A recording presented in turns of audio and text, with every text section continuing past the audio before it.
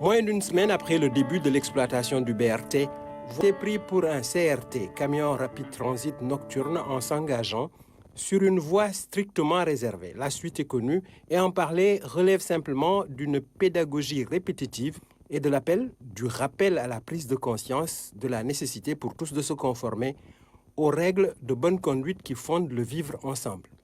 C'est peut-être trop demandé aux Sénégalais frondeurs, râleurs et hableurs de longue date et en général très peu respectueux des codes et consignes.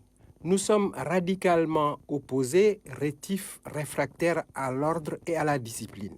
Les cas de désobéissance, de contestation à tort sont légion et crèvent les yeux dans les concessions autant que l'espace public.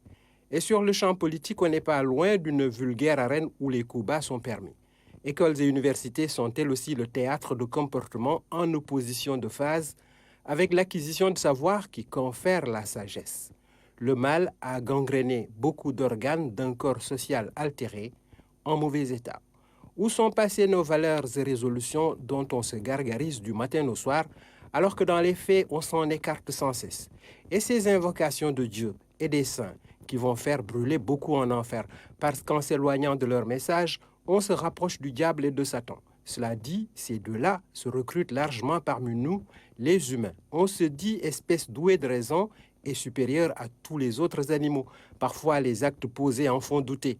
Osons nous regarder dans la glace en cessant d'être narcissiques pour percevoir nos petits défauts aux grandes conséquences.